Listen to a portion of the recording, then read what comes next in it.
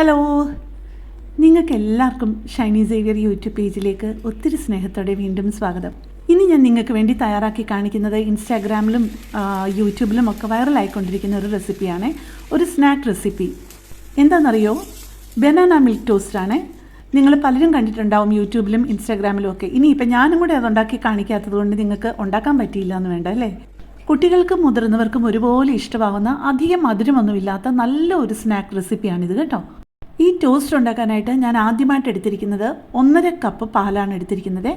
നമുക്ക് ഇതിന് പഞ്ചസാര വേണമെന്നുണ്ടെങ്കിൽ ചേർക്കാം, പക്ഷേ കണ്ടൻസ് മിൽക്കിൻ്റെ അളവാണ് ഞാനിപ്പോൾ പറയുന്നത്. അതാണ് കുറേ കൂടി ടേസ്റ്റ് കേട്ടോ. ഞാൻ 1/2 കപ്പ് കണ്ടൻസ് മിൽക്കും 1/2 ടീസ്പൂൺ കറുവാപ്പട്ട പൊടിച്ചതുമാണ് ചേർത്തിരിക്കുന്നത്. ഇപ്പോൾ നിങ്ങൾക്ക് ഞാൻ ഈ 1/4 കപ്പിൻ്റെ അളവ് കപ്പാണ് കാണിച്ചത്. വളരെ ചെറിയ മധുരം മതി എന്നുണ്ടെന്നുണ്ടെങ്കിൽ നിങ്ങൾക്ക് ആ 1/4 കപ്പ് കണ്ടൻസ് മിൽക്ക് മതിയാവും. പക്ഷേ ഇവിടെ ഇച്ചിരി നല്ല മധുരം വേണ്ടതുകൊണ്ട് ഞാൻ ചേർത്തത് 1/2 കപ്പ് കണ്ടൻസ് മിൽക്കാണ്. പിന്നെ 2 റോബസ്റ്റ പഴമാണ് എടുത്തിരിക്കുന്നത്. ആ റോബസ്റ്റ പഴത്തിൻ്റെ 2 ചെറിയ റോബസ്റ്റ പഴം എടുത്തതിൻ്റെ 1/2 ഭാഗം ചിലവായിട്ടുണ്ട്. അതിങ്ങനെ ഒരേ കനത്തിൽ വട്ടത്തിലൊന്ന് മുറിക്കുക കേട്ടോ. പിന്നെ ഈ ഒരു അളവ് പാലെടുത്ത് കഴിഞ്ഞാൽ നമുക്ക് 6 പീസ് ബ്രെഡ് ഉണ്ടാക്കാനുള്ളതുണ്ട്. ഇപ്പം ഞാൻ നിങ്ങളെ ഉണ്ടാക്കി കാണിക്കുന്നത് 3 പീസ് ബ്രെഡ് വെച്ചിട്ടുള്ള ഒരു ടോസ്റ്റാണ്. ഇത് തന്നെ നിങ്ങൾക്ക് വേണമെന്നുണ്ടെന്നുണ്ടെങ്കിൽ 2 പീസ് ബ്രെഡ് വേണമെന്നുണ്ടെങ്കിലും ഉണ്ടാക്കാം. ഒരു പ്രാവശ്യം മാത്രം, ഒരു ബ്രെഡിന് മേലെ മാത്രം പഴം വെച്ചിട്ട്. ഇപ്പം ഇത് ഇങ്ങനെ നമുക്ക് മുറിച്ച് വേണമെന്നുണ്ടെങ്കിൽ ചേർക്കാം. അല്ല, നിങ്ങൾക്ക് ഇത് തിരിച്ചിടുമ്പോഴൊക്കെ കുറേ കൂടെ ഈസി ആയിട്ടുള്ളത് ആ ഫോർക്ക് കൊണ്ട് വേണമെന്നുണ്ടെങ്കിൽ നിങ്ങൾക്ക് ഈ ബ്രെഡിൻ്റെ മേലെ പഴം വെച്ചിട്ട് ഒന്ന് ഉടച്ച് ചേർക്കാം. അല്ലെങ്കിൽ ഉടച്ച് കഴിഞ്ഞിട്ട് ഈ ബ്രെഡിൻ്റെ മേലെ ചേർക്കുകയും ചെയ്യാം. പക്ഷേ പഴം നിങ്ങൾക്കറിയാലോ, പെട്ടെന്ന് അതിൻ്റെ നിറം അങ്ങ് മാറും. അതുകൊണ്ട് പെട്ടെന്ന് അത് ഉടച്ച് കഴിഞ്ഞ് കഴിഞ്ഞാൽ അധികം താമസിക്കാതെ തന്നെ നിങ്ങളത് തേച്ചിട്ട് ഉടനെ തന്നെ ഇത് ഉണ്ടാക്കണം കേട്ടോ. അല്ലെന്നുണ്ടെങ്കിൽ അതിൻ്റെ കാണാനുള്ള ഭംഗിയും മാറും, ടേസ്റ്റും അങ്ങ് മാറും. ഇത് ഉണ്ടാക്കി അപ്പം തന്നെ കഴിക്കാനാണ് നല്ലത്.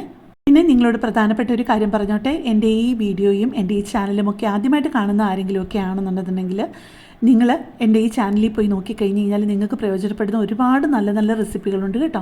ആ ഓരോ റെസിപ്പികളും നിങ്ങൾക്ക് പ്രയോജനം ചെയ്യാതിരിക്കത്തില്ല എന്ന് എനിക്ക് ഉറപ്പാണ്. അപ്പോൾ നിങ്ങൾക്ക് പ്രയോജനപ്പെടുമെന്ന് തോന്നുകയാണെങ്കിൽ എൻ്റെ ചാനലൊന്ന് സപ്പോർട്ട് ചെയ്യാൻ മറക്കല്ലേ. ഇപ്പം നമ്മുടെ ഓരോ പീസ് ബ്രെഡിൻ്റെ ഇടയിലും പഴമൊക്കെ വെച്ച് ഫില്ല് ചെയ്തിട്ടുണ്ട്. ഞാൻ പറഞ്ഞല്ലോ, നിങ്ങൾക്ക് ആ ബ്രെഡുകൾ തമ്മിൽ ഒട്ടിപ്പിടിച്ചിരിക്കുന്നത് കുറേ കൂടെ ഈസി ആയിരിക്കും തുടക്കക്കാർക്ക്. ആ പഴം ഒന്ന് മാഷ് ചെയ്തിട്ട് അതിൻ്റെ ഇടയ്ക്ക് നമ്മൾ ജാമൊക്കെ പുരട്ടത്തില്ലേ, അതുപോലെ ഒന്ന് പുരട്ടി കൊടുത്തു കഴിഞ്ഞ് കഴിഞ്ഞാൽ എനിക്ക് തോന്നുന്നു തുടക്കക്കാർക്കും കൊച്ചുകുട്ടികളും ഒക്കെ ഉണ്ടാക്കുമ്പം അതായിരിക്കും ഏറ്റവും ഈസി ആയിട്ടുള്ളത് കേട്ടോ. പിന്നെ ഞാൻ പറഞ്ഞല്ലോ, ആ പാലിനകത്ത് കറുവാപ്പട്ടയുടെ പൊടിയാണ് 1/2 ടീസ്പൂൺ ചേർത്തതെന്ന്. അതിന് പകരം നിങ്ങൾക്ക് ഏലക്കാപ്പൊടിയാണ് ഇഷ്ടം എന്നുണ്ടെന്നുണ്ടെങ്കിൽ ഏലക്കാപ്പൊടി ചേർക്കാം. അല്ല, കണ്ടൻസ് മിൽക്കിന് തന്നെ നല്ലൊരു ഫ്ലേവർ ഉണ്ടല്ലോ, അത് മാത്രം മതി എന്നുണ്ടെന്നുണ്ടെങ്കിൽ അങ്ങനെയാണെന്നുണ്ടെങ്കിൽ ഉണ്ടാക്കാവുന്നതേ ഉള്ളൂ കേട്ടോ. പിന്നെ നിങ്ങൾ കണ്ടല്ലോ, ഇനിയിപ്പോൾ പ്രത്യേകിച്ച് പറയേണ്ട കാര്യമൊന്നുമില്ല. നിങ്ങൾ കണ്ടു കഴിഞ്ഞാൽ തന്നെ നിങ്ങൾക്ക് മനസ്സിലാക്കാവുന്നതേ ഉള്ളൂ. പക്ഷേ ഒന്ന് ശ്രദ്ധിക്കാനുള്ളത്, ചെറിയ ഫ്ലെയിമിൽ വെച്ചിട്ട് വേണം, അല്ലെ മാക്സിമം മീഡിയം ലോ ഫ്ലെയിമിൽ മാറി മാറി വെച്ചിട്ട് വേണം നിങ്ങൾ ഇത് കുക്ക് ചെയ്തെടുക്കാനായിട്ട് കേട്ടോ. ആ പാല് മുകളിലോട്ട് ഒഴിച്ച് കൊടുക്കുക. അതിങ്ങനെ സൈഡിൽ ഇങ്ങനെ കിടന്ന് നന്നായിട്ട് പെട്ടെന്ന് അങ്ങ് വറ്റും. എന്നിട്ട് അതിങ്ങനെ ആ ബ്രെഡിനോട് അടുപ്പിച്ച് കൊടുക്കുക. എന്നിട്ട് ആ ഒരു സൈഡ് ആയി കഴിയുമ്പോഴത്തേക്കും വീണ്ടും തിരിച്ചിട്ട് കൊടുത്താൽ മറ്റേ സൈഡും അതുപോലെ പാലൊഴിച്ചിട്ട് ഇതുപോലെ ആ പാല് അതിനകത്ത് കിടന്ന് തന്നെ വറ്റി വരണം. അപ്പോൾ ആ പറ്റിയ പാല് ആ കണ്ടൻസ് മിൽക്ക് കൂടെ ചേർന്നതല്ലേ, അപ്പോൾ അതിൻ്റെ ആ ഒരു ഫ്ലേവർ ബ്രെഡിലോട്ട് അങ്ങോട്ട് പിടിച്ചിട്ട് നല്ലൊരു ഫ്ലേവറാണ് കേട്ടോ.